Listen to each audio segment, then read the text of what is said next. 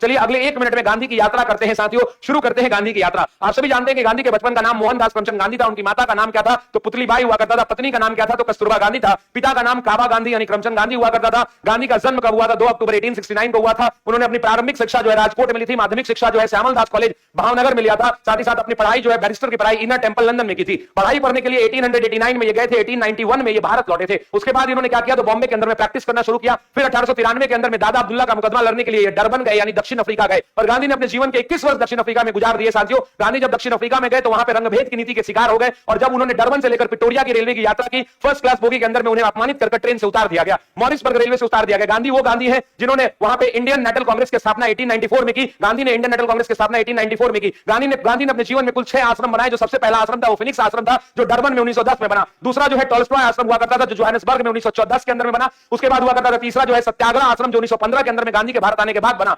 चौथा जो आश्रम था गांधी का वो साबरमती आश्रम था जो 1917 में जून में बना। उसके बाद 5वां जो आश्रम था वो अनासक्त आश्रम जिसे गांधी आश्रम कहते हैं वो कौसानी उत्तराखंड में बना 1926 के अंदर में। और अंतिम आश्रम 1936 के अंदर में साथियों उन्होंने महाराष्ट्र में अंदर में बनवाया था, आप जानते हैं। और उस अंतिम आश्रम उनका वो हुआ करता था। गांधी को हम बापू के नाम से जानते हैं। गांधी को महात्मा की उपाधि दी गई। गांधी को कैसरे हिंद की उपाधि दी गई। गांधी को भर्ती करने वाला सार्जेंट कहा गया। गांधी को मलंग बाबा कहा गया। गांधी को वन मैन बाउंड्री फोर्स कहा गया। गांधी को अर्धनग्न फकीर कहा गया। गांधी को कर्मवीर की उपाधि मिली। गांधी को भंगी शिरोमणि कहा गया। महात्मा गांधी को कहा गया। महात्मा गांधी के साथ साथ इरविन को कहा गया कि 2 महात्मा है। ऐसी तमाम उपाधियां महात्मा गांधी को दी गई। महात्मा गांधी ने अपने जीवन काल के अंदर में बहुत सारी किताबें लिखी जिनके प्रमुख आत्मकथा हुआ करती थी सत्य के साथ मेरे प्रयोग यानी माय एक्सपेरिमेंट विद ट्रुथ। ये गांधी की आत्मकथा है जो 1925 में प्रभावित हुई लेकिन 1920 तक ये अपडेटेड मानी जाती है। गांधी ने अपने दक्षिण अफ्रीका में एक किताब लिखी हिंद स्वराज जो अपनी अंतिम यात्रा के दौरान गांधी ने अपनी यात्रा वृतांत के रूप में हिंद स्वराज को लिखा था। उसके अलावा जब हम बात करते हैं तो महात्मा गांधी ने एक और किताब लिखी जिसका नाम अनासक्त योग था। सुनो विद्यार्थियों गांधी की किताब हुआ करती थी मेरे सपनों का भारत गांधी की किताब हुआ करता था और सप्त महाव्रत भी गांधी का किताब हुआ करता था। ये सारी गांधी ने इंडियन ओपिनियन का संपादन किया। गांधी ने नवजीवन लिखा। गांधी ने हरिजन लिखा। ऐसी तमाम पत्रिकाएं गांधी ने लिखी। गांधी चंपारण सत्याग्रह से एक जन आंदोलन के नेता बनकर उभरे थे।